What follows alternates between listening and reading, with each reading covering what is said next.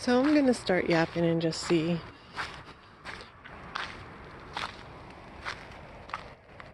if anything comes of it. So let's see. I have been massively stressed. Oh, it's Pixie. She is meowing like crazy because she does. That's the one, that little teeny one over there. She's the one that went after the deer. And you can hear the river. The river is that way. And it's unbelievable how loud it is. Some serious snow melt going on. And I don't know where Poppy is. Poppy's the big guy, the one that actually needs these guys. There he is. He is full of it. He is full of in the vigor. Poppy's the one that actually needs to walk. Because he's quite chunky again. And he is the one that wanted to go for the walk. Are you gonna go up the tree? Oh goodness, this cat is insane. Definitely acting younger than his age. But Poppy, oh, there's Poppy. He is coming. He's the one that was bugging me. Come on, go for the walk, go for the walk. And as soon as I stood up, it was like right in front of the door. He's ready to go.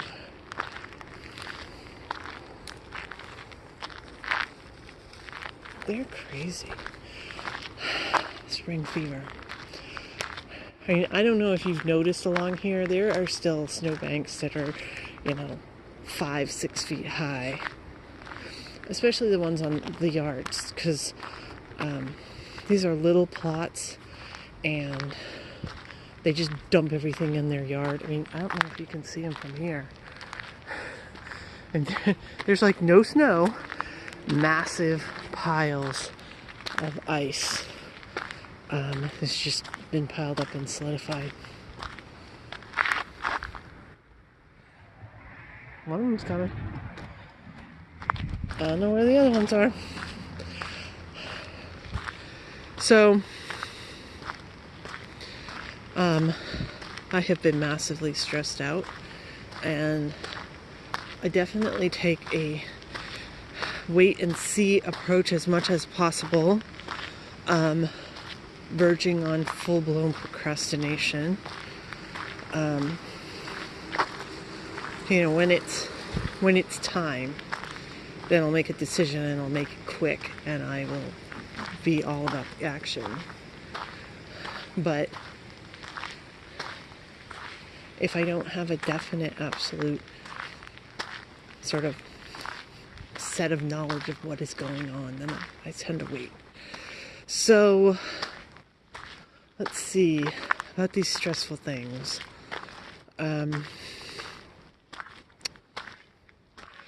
My mother's estate is still completely up in the air.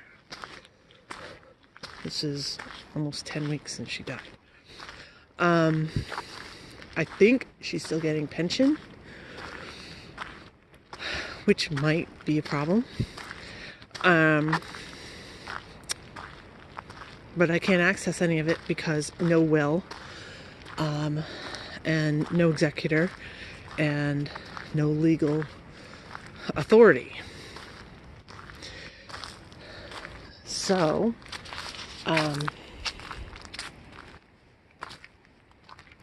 this is weirdly bright. I wonder if I have a flashlight on or something.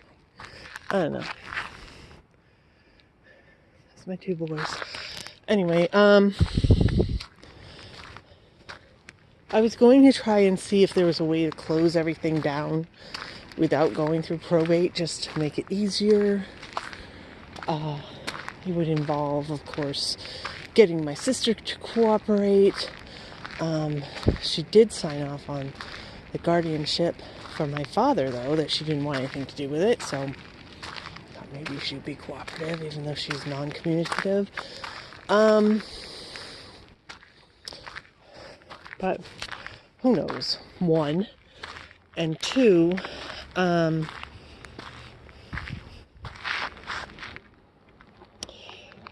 problem with things like the pension and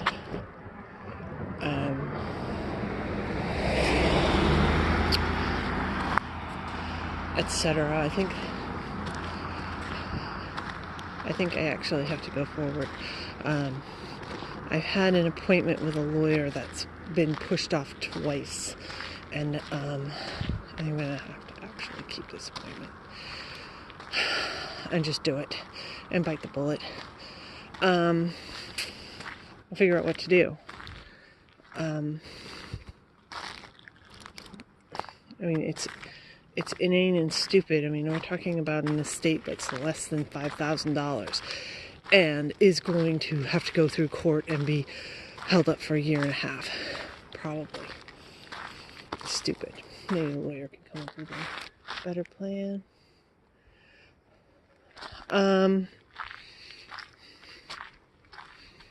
Let's see. Then actually, well, that's what I'm talking about. So, my finances were very, very tight. Extremely, extremely tight. Because it seemed that I just wasn't getting paid. And just when I was like, oh my God, what am I going to do? I'm never going to get paid, blah, blah, blah. Being patient worked. And I did get paid. See, that's a lot brighter than normal. I don't know why this is picking this up all of a sudden. But it is. Whatever. Anyway, yeah, 'cause it's usually like black when I'm going for these walks at night. Now y'all can see everything. Anyway. So that's good. That's a source of stress that's gone. And actually the thing about my mother and trying to make these decisions. See, this is how much water is gone. This is one of the banks that was literally up to about my shoulder yesterday. And now it's not quite to my hip. We've had a lot of melt off lately. Hence hearing this roaring in the back, which is the river. And the crazy kitties. They're way back there. Poppy? He's way back there. Well, any walking he does is good for him. Then there's my father. Now, my father's the one that is all of a sudden most concerning. Because he is stuck in the hospital, can't leave because he needs care. He was in this limbo situation and just continued to be in this limbo situation because it was determined by the doctors that he could not take care of himself, and he couldn't sign himself in or out or anything. His signature's gone. It's not legal anymore. But nobody else was either. So we went through this whole rigmarole. My uncle, thankfully, went to court to get guardianship so that he could be the legal guardian and then sign everything and like get him out of the hospital and all this stuff. So that was up in the air. And then he just like stopped responding to anything that I was doing. And I went, what is this about? And he finally got back to me that, yeah, middle of last week he got the guardianship. He's now legally the person who can sign my father in and out of the hospital. Okay. Nice of you to tell me that. And also they're updating his insurance and everything else. And it's completely awesome that I don't have to deal with any of that. All that's, I mean, there was like this big meeting that was going to be at the hospital to make sure the insurance was up to date and everything else, and everything switched over and blah blah blah. They did it all without me at all. Which is great.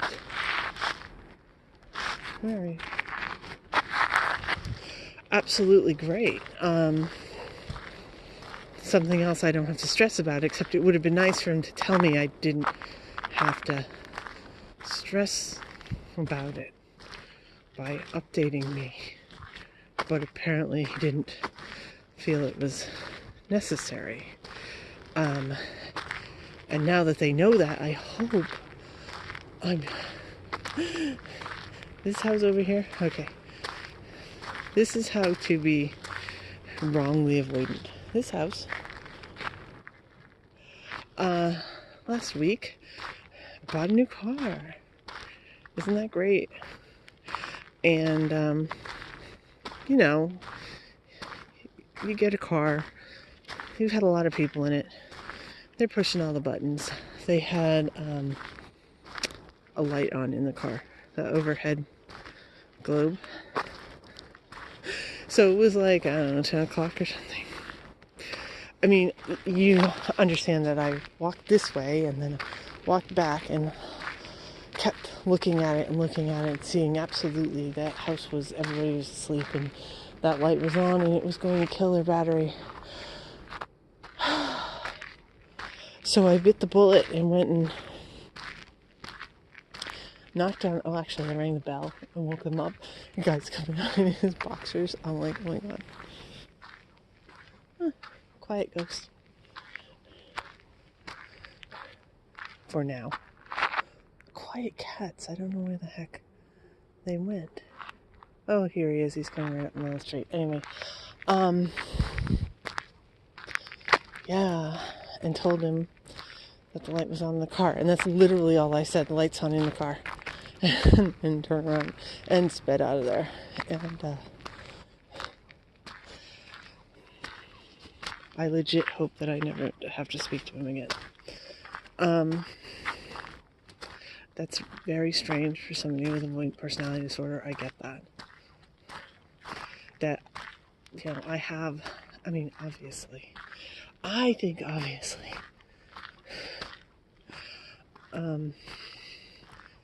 That I have this sort of help people out drive. Let's call it that. I mean, I make these videos. I don't make them for me. They're not monetized. They were harassing me quite a bit about getting them monetized, and then they stopped, and I think that's because YouTube changed policy and it can't be anymore. I think there's neighbors open, out and about in their open door. There's one of my boys.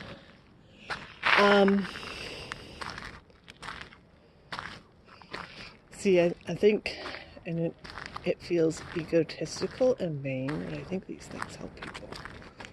Oh, nope, they just have light on. They're not in there. Sometimes they are.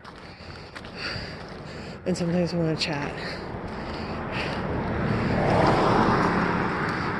Because they see me with the cats.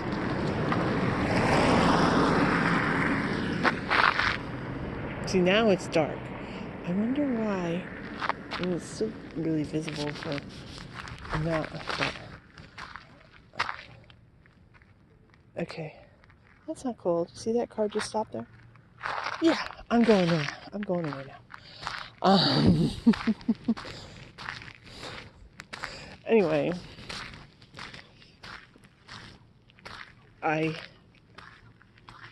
I'm shocked myself that that's my first thought.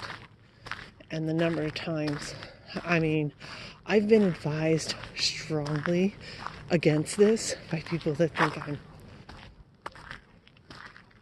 don't know, that I'm getting into people's business. Yeah? Come on, Pop. Here we are. That's where it is. Poppy? Here you are. Hi, Pop. Oh no, that's Pixie. That's the little girl. She's 14 and still quite spry that she came all this way. Come on. Come on. There's one of them down there in the middle of the street. Anyway, I mean, it's crazy. I'm going to say this and I'm going to feel like I'm an idiot for saying this. I have, on a handful of times, been driving and seeing somebody had some sort of an accident and just immediately slam on the brakes, jump out of the car and try to help them, like somebody fall in the street or something like that. And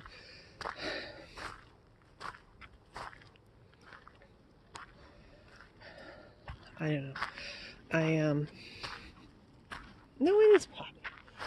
I can't tell these dang cats apart in the middle of the night. This is my big chunky guy. He will slim right down by the end of summer. And there's Perry. He's the one who started this whole thing. He was the first cat to follow me. And he still follows me. And then rolls in the street. I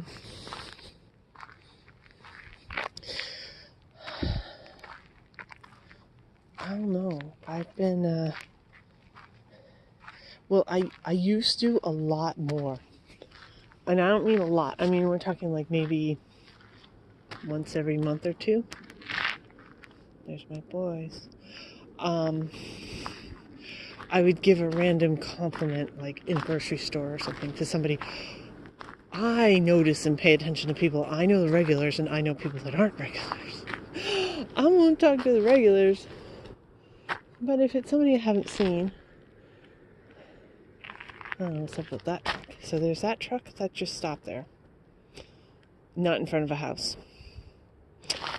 And there's your truck.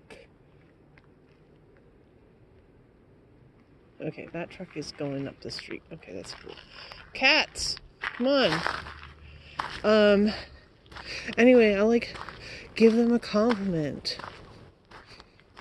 Now, first of all, this is like a lot of training and therapy. I mean, that's what you're supposed to do. I've done DBT, you're supposed to do it in DBT. I've done it. I can't tell you how many. I'd say definitely more than 50% of the therapists I've ever had have given that as the advice for avoidant personality disorder. Give somebody a random compliment. I stopped because here's the story. I gave some girl a compliment, and I guess she was with her boyfriend, and he came and tracked me down in the grocery store. Now, this is the horror of why you don't do stuff like this. To say, oh my God, you made my girlfriend's day. You made her so happy. Thank you so much. Now, okay, give him the compliment, whatever. Give a compliment, just like hit him and keep going. And, you know, I mean, I usually don't even stop. I'm just like walking past somebody and I'll say, oh, I like this or something like that. So this guy hunted me down to say, thank you for saying that.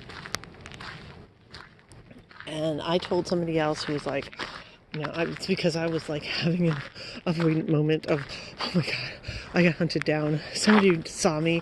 Somebody like noticed me. Like, oh my God, right? And I was told, well, I mean, this was instant Freudian psychology 101. Well, you know, why did you give a compliment? The only reason you gave a compliment was because you were hoping somebody would give a compliment to you. And I went, oh my God. Oh my God. Is that what it is? Am I like vain and needy and wanting to have people fawn all over me? Oh my God. Is that the impression I give? If I give somebody, a random person, a compliment? Oh my God.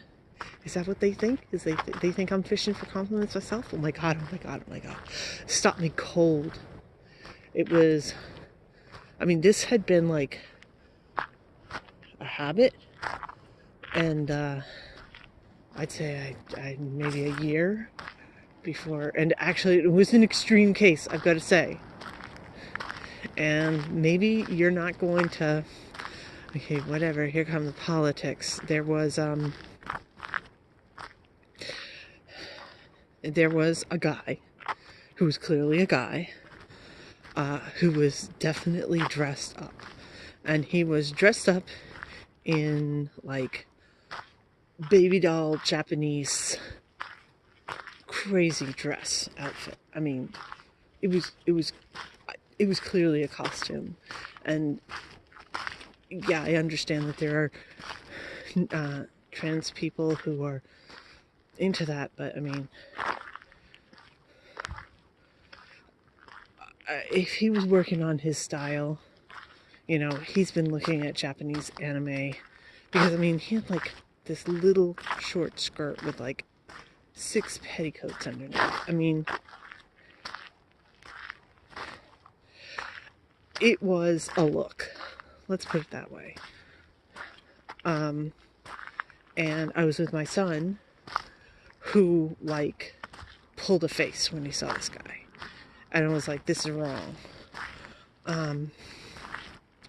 And so when I went back again, when I went past, I purposefully said, "Oh, that's a pretty dress." It was a pretty dress. It was not flattering to him.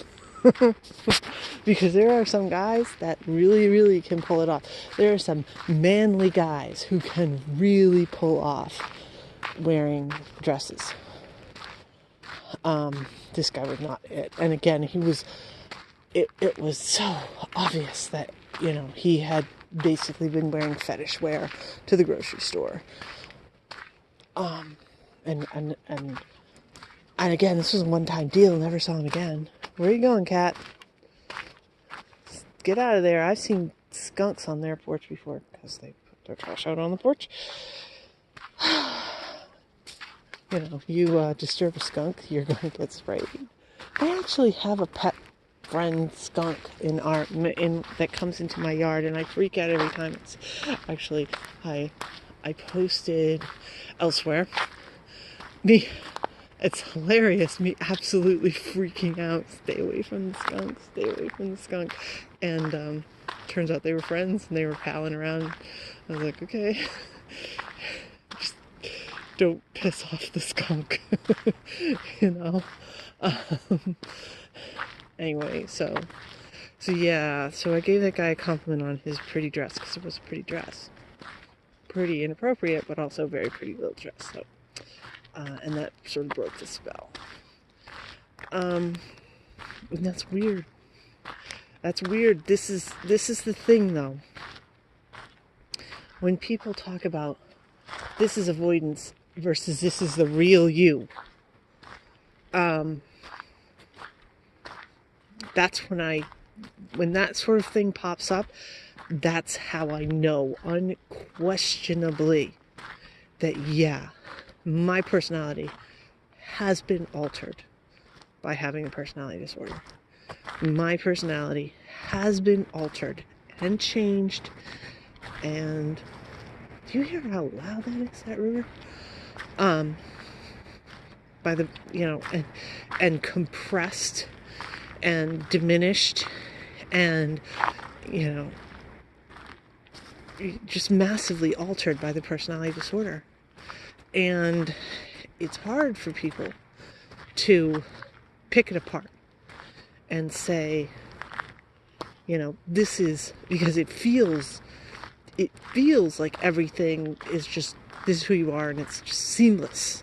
And, you know, you have these quote-unquote avoidant thoughts, and how can you pull them apart? You can't. You can't pull them apart. You know, it's you, it's who you are, except it is not. And the more you pay attention, the more you can pick it apart. Now, it's hard for me to talk about because it seems positive. I'm complimenting myself. And that is impossible. So let me give you the disclaimer. I'm not trying to, talk myself up. And again, it makes me kind of queasy to ever come up with a positive thing. I mean, yes, I need the encouragement, but I mean, there are other things. I mean, like, at least twice that I can recall, it's like I felt like something came over me and I was compelled, and that's like my real personality came out is what it is, and stopped people from harassing kids on the street. Maine has quite a large refugee population. Oh, here comes another one. Out of the shadows. And there's some people that are not keen on that. Well, that doesn't mean you can harass somebody just because you're a dick. And I really do speak up almost every time that I see it, which is not very often, thankfully. I mean, if they were really being that hateful on the street every single day of their life, then they would get arrested. There's my 3 boys. There he is. He's around my feet somewhere. There he is. I mean, that's the reality. That's my real personality. This jump in, intervening, pain in the ass, trying to help people probably when they don't need it, although my instincts seem pretty good about helping people when they need to be helped. And not overstepping. What?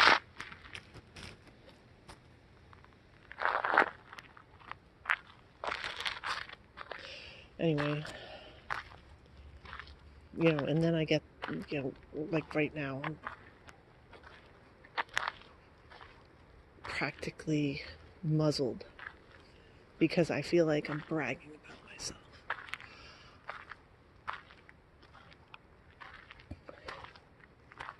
Which, I can see the criticism. I can see how people could say that. But I'm just stating facts. This is my experience. This is what I did.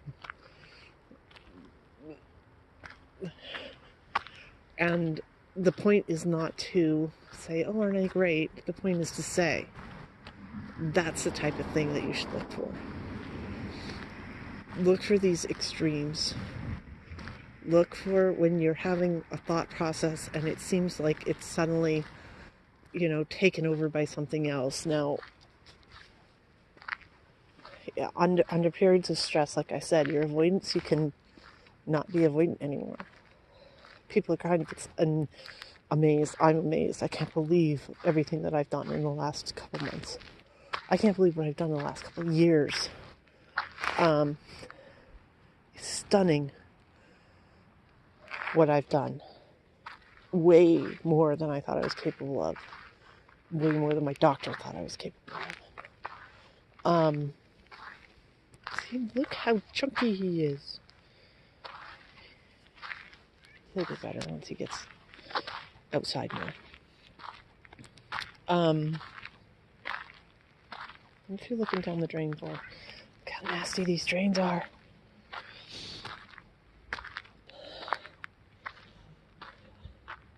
Another cat over there. So look for these things and pay attention to when these strange things take you over. Either you're having like an experience in a thought process and then suddenly you're caging yourself in and you're thinking, oh, well, I'm really supposed to be thinking this way and I'm not supposed to be doing that and blah, blah, blah. That's the avoidance. When you're suddenly doing something and you don't feel like you've got somebody on your shoulder juggling you. That's your real personality. And the more... See, I can't even tell if cars are coming. The river is so crazy. One of my guys up there. The more you notice these things and pay attention and see it, it helps, because what happens is you start understanding and what we do as somebody coming and believing. They're all running all over the place. The truth, which is that avoidant personality disorder is not your personality. Your personality is different. It was usurped by avoidant personality disorder. It's now merged with it, but it's not authentic. And you don't have to dwell in it. I mean, you don't have to not dwell in it. But if it's really... Oh, I gotta cross the street because all these cars are coming. If it's really